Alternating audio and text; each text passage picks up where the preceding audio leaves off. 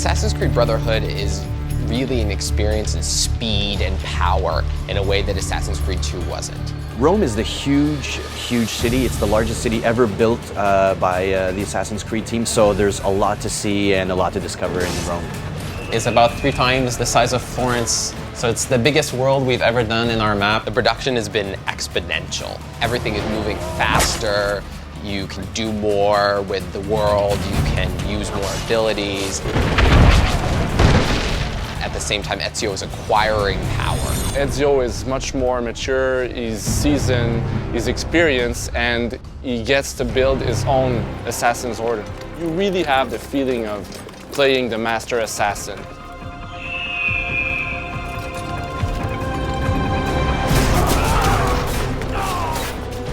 We have what we call memorable moments. Places in the game where we wanted the player to feel really like an epic mission.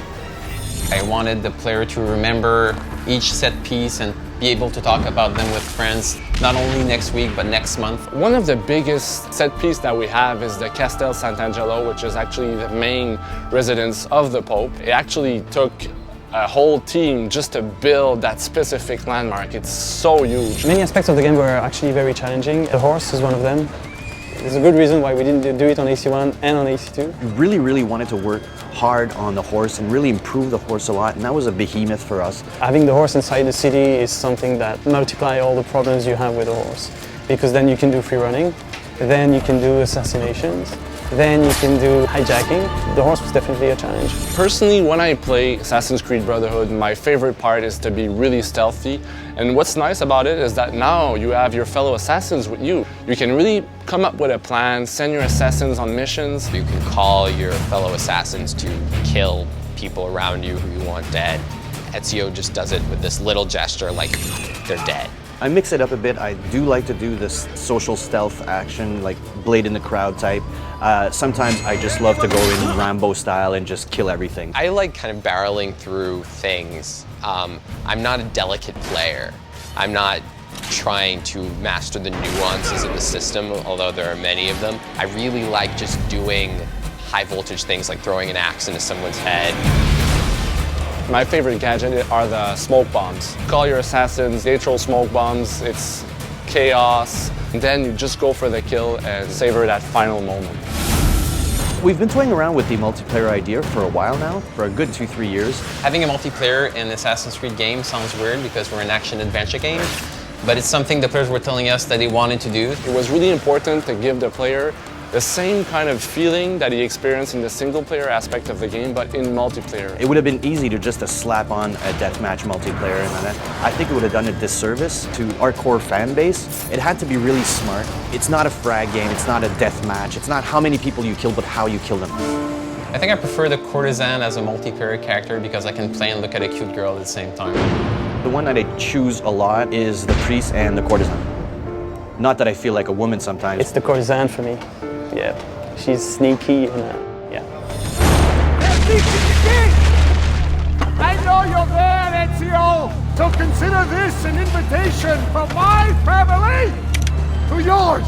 For me, Brotherhood is about character and conflict. We actually based the whole story around the Borgia family, and they actually existed in real life. Their history is so rich, like they're so decadent, they totally control Rome, they had their hand over the papacy and everything, so it's like a really, really good example of how power can corrupt you. I worked very closely with a historian. Anything that's possible historically is allowed in the game.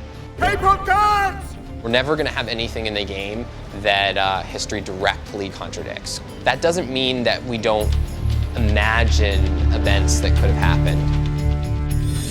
Ready to go again?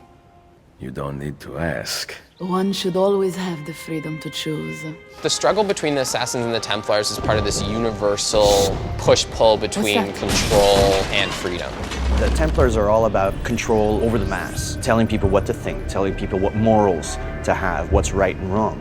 And the Assassins represent freedom of thought, freedom of choice. A lot of gamers talk about how our endings are like cliffhangers, but I think the Assassin's Creed game, like any season finale, deserves such an ending. Don't forget, It's all about Desmond's ancestors. So it's all about Desmond's story, going into a machine and reliving ancestors' past lives. What will be really racking their brains at the end of the game is that you can't really trust anybody. We really wanted to keep people on their toes. Who's on my side and who's really not on my side? Have the player doubt who his friends are and who his enemies are. It's really like a big conspiracy and you don't know who's a Templar, who is an assassin. That part is really true for Desmond as well.